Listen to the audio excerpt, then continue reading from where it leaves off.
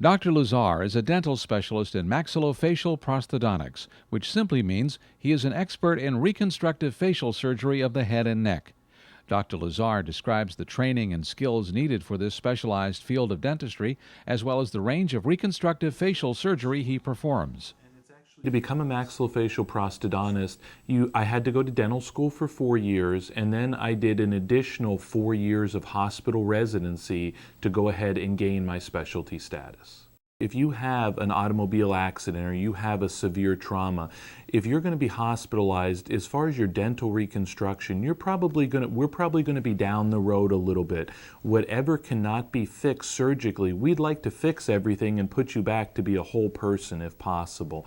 If you lose teeth, if you lose part of your jaw, if you lose your tongue, if you lose part of your throat for any reason, some of those things you're not going to be the same again, and that's what we're here for, is to try to go ahead and get you back to a resemblance of normal living and normal life.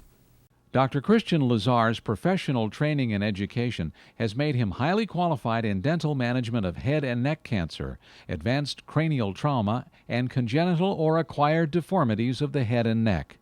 We asked Dr. Lazar about procedures being done for those recovering from cancer. We see all types of head and neck cancer. Some of them start in the mouth, but some of them start in the neck. Some of them start in the sinus or other areas. The first thing that we do for our cancer patients is prevention of new cancers. If you come into my office, you get a very thorough examination done. Head and neck cancer has a very poor long-term survival rate, but the rate is majorly improved if the cancer is detected early.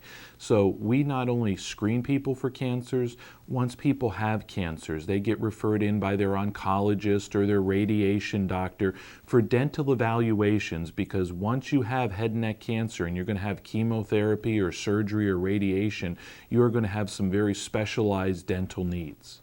Most of the time for oral or head and neck cancers, we see them associated with alcohol consumption. We see them associated with smoking.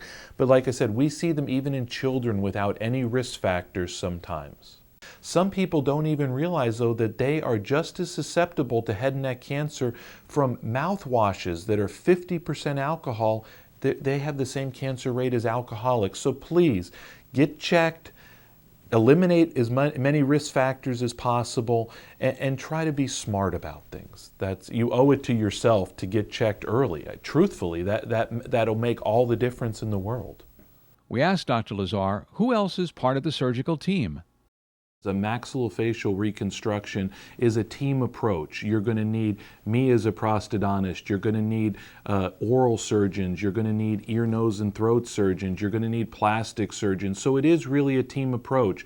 Often these people have underlying medical problems and conditions which I, as a dentist, have to understand in order to be able to treat them properly.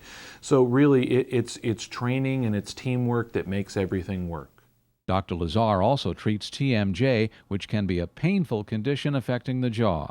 TMJ really refers to jaw malfunction and the associated symptoms that occur with it. Now, TMJ, in its worst case, is life-altering for people. I have been in excruciating pain for well over a year, and we've narrowed a lot of it down to the TMJ and from very bad dentistry. Oftentimes grinding or clenching is one of the big factors in TMJ, and we know if we put a bite splint in that the incidence of that TMJ and that grinding and the clenching will go down. I have to tell you, within 48 hours, I said to my husband, oh my God, I think I could eat something. I don't think we need to puree anymore. But by coming into Dr. Lazar, he is the first dentist that actually sits there and adjusts this apparatus, as opposed to other dentists who just give you something to wear for TMJ and give you a little pat on the head and say good night. But Dr. Lazar is not like that. I sometimes use chiropractic and acupuncture and a whole wide range of things depending on what the symptoms are and what we need to do. I joke around with him. I said to him, I think I'm going to have to build a shrine and pray to you every night, because he's incredible. He's just caring, and it's a shame I didn't meet up with him years ago before I had to go through all of this. We asked Dr. Lazar, what advice would you give to someone in choosing the right dentist? My best advice for choosing a dentist would be, first of all, find someone that you like, that you're comfortable with, that you can talk about all your problems and needs. The second is experience. If you need to have some complicated things done, dentistry can be very complicated, and you need lots of different specialties to reconstruct the hardest cases. Make sure that your dentist has the training and the experience that they need to do the job well.